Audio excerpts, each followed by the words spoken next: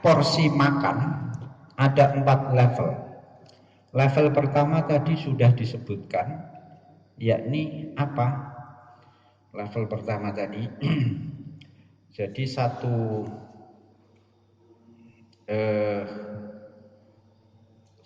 sak gelintir sehari. Nah, ini level tertinggi lah itu, aksoha. Level kedua yang belum dijelaskan, yakni sehari semalam itu setengah mut. Satu mut itu 7 on, berarti ya 3 on setengah. Satu mut itu zakat fitrah itu loh, ya kan? Mut duto amin 7 on, ora zakat fitrah. Itu kafarat itu loh, mut duto amin 7 on. Fidyatu siyamin, fidyatu siyam, pitung on orano sekilo. Lah, level kedua itu orang yang makannya 3 on. Sekilo itu sepiro? Mangan aku ora tau ngukur ya. Iya. Jadi sekilo itu dipangan wong normal wong piro? 4, 5.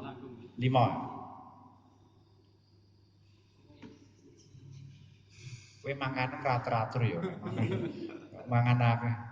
Memang santri tapsi dimakan sendiri, habis kuat. Setelah itu tidak makan 3 hari wong acan. Jadi di rapelan. Nah, ini jadi 3 on setengah, ini level kedua. Di bawahnya yang tertinggi tadi.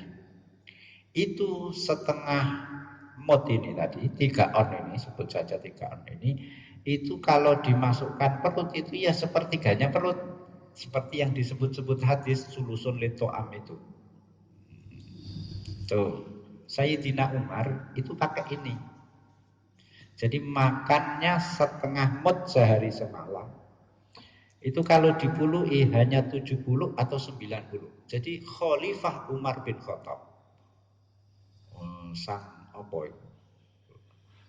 Sang perkasa Umar Faruk itu sedina mangane maksimal 90-an.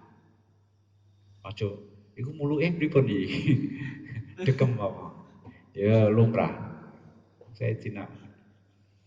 Level kedua itu kalau porsinya itu kalau dalam timbangannya itu bobotnya 3 on lah. Kalau dihitung dikonversi puluhan seperti Umar itu 9, 7 atau 90-an. Level 2. Sekarang level 3. Ya awake dhewe ngukur, kita ini level 2 apa 1.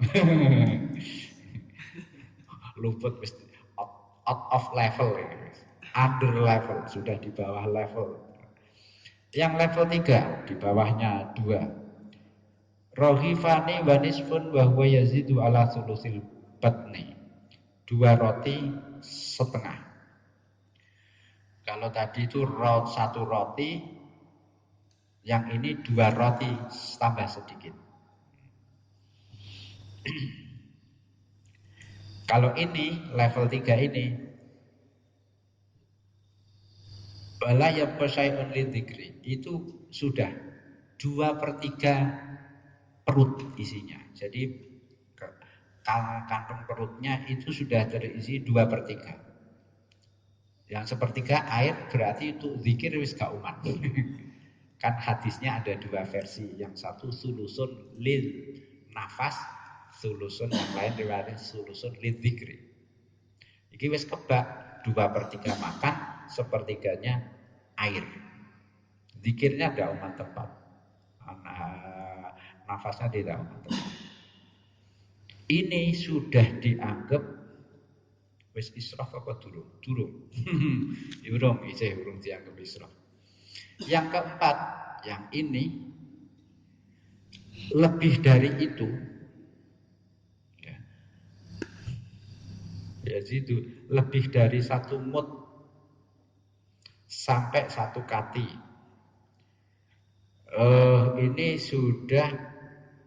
Ini level 4. Kalau sudah setelah di bawah level 4 sudah namanya israf.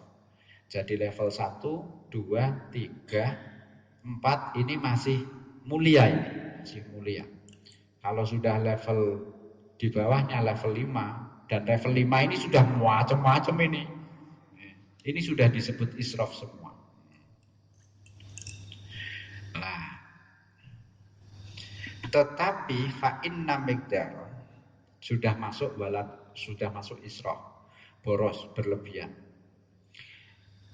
Memang miqdarul hajah orang itu konsumsi makanan, porsinya itu beda orang, beda usia, beda.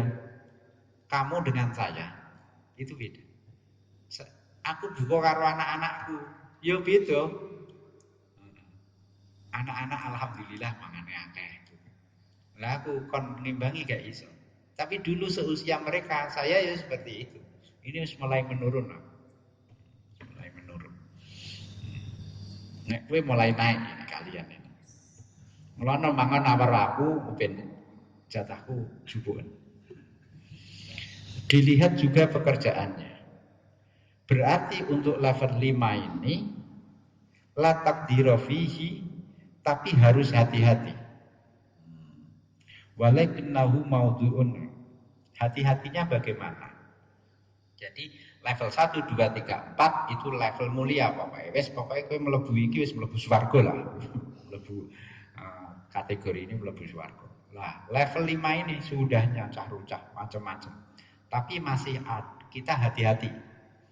Hati-hatinya apa?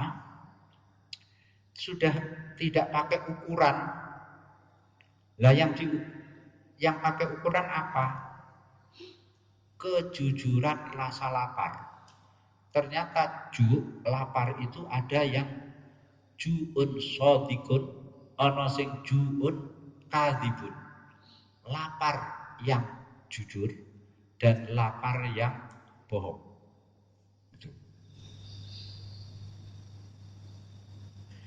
Kalau makannya kita karena lapar yang jujur itu masih meskipun level 5 tidak apa-apa. Lah, ciri-cirinya lapar yang jujur ini nanti. Paham apa tidak lapar yang jujur? Begini maksudnya. Saya sendiri itu belum tahu. Urip sekian puluh tahun itu saya ini ngeleh tenan ora. Nyatane yo tak tunda yo ora apa-apa. Tak pakani yo ora apa. Ini jadi ini lapar apa tidak gitu. Duh. Kadang kita tidak bisa menilai. Nah, ukurannya apa lapar yang jujur? Kamu bermangan terong ndak ya? Wareg. Utawa ya setengah wareg utawa meh wareg gitu.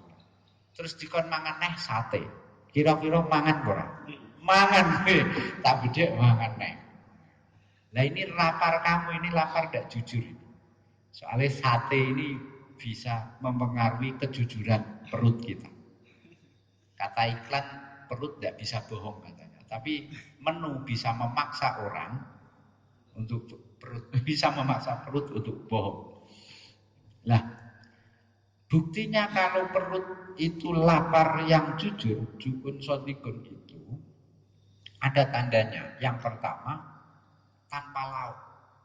Kalau kita makan tanpa lauk kok masuk tidak tolah-toleh dilawoi, yaitu berarti laparnya kita jujur, ngeleh tenan. Jadi gue buka tiga isgoto. Hari ini ya kita puasa Ramadan. Buka maghrib hanya nasi sama air putih, mesti mbok pangan. Maksudnya ora ana sisae kiwa tengen lho, ora terus mbok golek-golek, ora mesti mbok. Soalnya lapar ya. Laparnya jujur. Ada yang menggunakan cara lain, ini lapar yang sesungguhnya yang jujur apa? Meludah dan ludahnya itu tidak dihinggapi lalat. Jadi laler ae ora menclok nek itu. Soalnya apa? Ora ono isine itu nih. Ora kaldu apa apa-apa nih. Jadi kosong ini hanya air ludah saja. Jadi lalere tidak mendeteksi ada asupannya ini. Nah, tapi yang ini tentu saja sulit, rumit. Rumit. Yes. Faswabu lil mur'i ya juga tidak mahal qadrullah. Terus ukurannya apa sekarang? Nah, setelah kita mengenali lapar yang jujur dan lapar yang bohong, itu ukurannya sekiranya tidak lemah kita beribadah. Kita mau beribadah kok terus kemudian batal berat karena kita belum makan. Nah, ini berarti kita makan. Nah, ukurannya itu. Tapi apa di sini disebut al-qadru alladzi la yud'ifuhu 'anil ibadatil lati huwa bisodatiha. Tuh. Ya, nah begini tentu saja beda.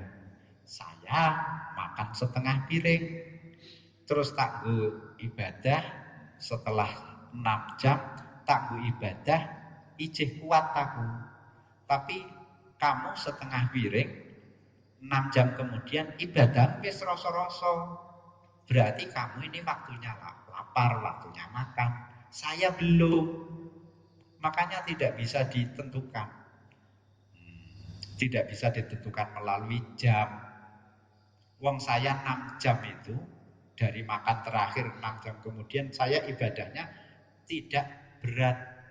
Lah kamu 5 jam dari makan ke ibadah 6 jam kamu sudah berat, berarti kamu sudah lapar.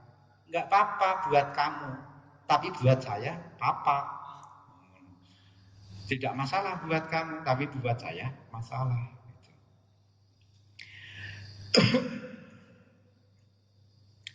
Meskipun beda-beda, tapi sahabat ini ada sa'un min hintah fi kulli jum'ah. Jadi sahabat itu satu sok setiap Jumat. Seminggu 2,5 kilo. Iya kan, satu sok itu kan zakat fitrah itu ya. Sok. Satu sok kurma itu seminggu. Fa'idha akalu at-tamra iktatu min huso'an wa nisfan wasa'ul hintah. Nah, wes, buat terus batni. Dan kalau itu kemudian dikonversi itu ya jatuhnya sulusul batni, berarti level 2. Nah, sahabat-sahabat itu.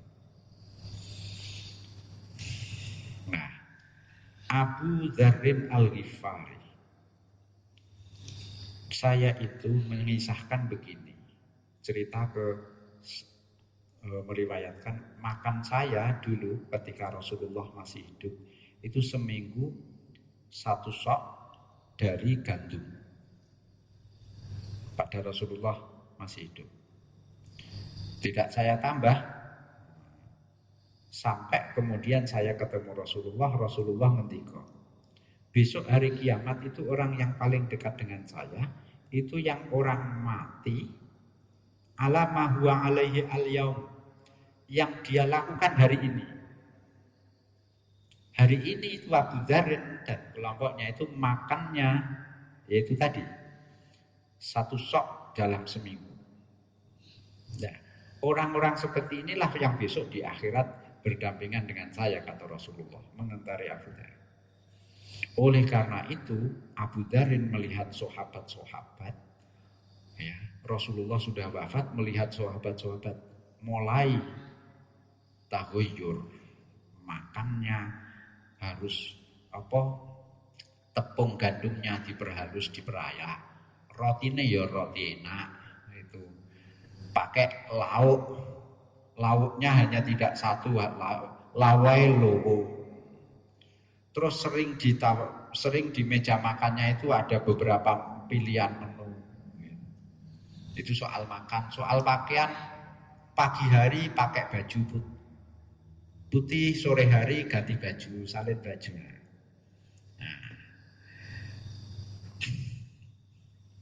itu walam takunu hakadha ala Rasulillah. Ini kalian lakukan. Ini Abu Dzarin kan marah-marah kepada para sahabat sebenarnya. Ini kamu lakukan setelah Rasulullah wafat. Berarti apa? Berarti kalian ini sudah tidak dekat lagi dengan Rasulullah besok di hari kiamat. Karena Nabi menyatakan orang yang dekat dengan saya itu yang makannya porsinya hari ini. Nah, tiba-tiba terus kelak di kemudian porsinya kok tambah. Yo gak sido awor Kanjeng Nabi. Itu maksudnya begitu. Es. Laukan nanti dunia lama.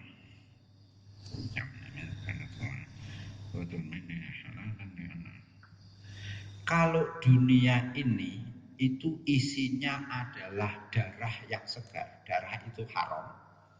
Ya.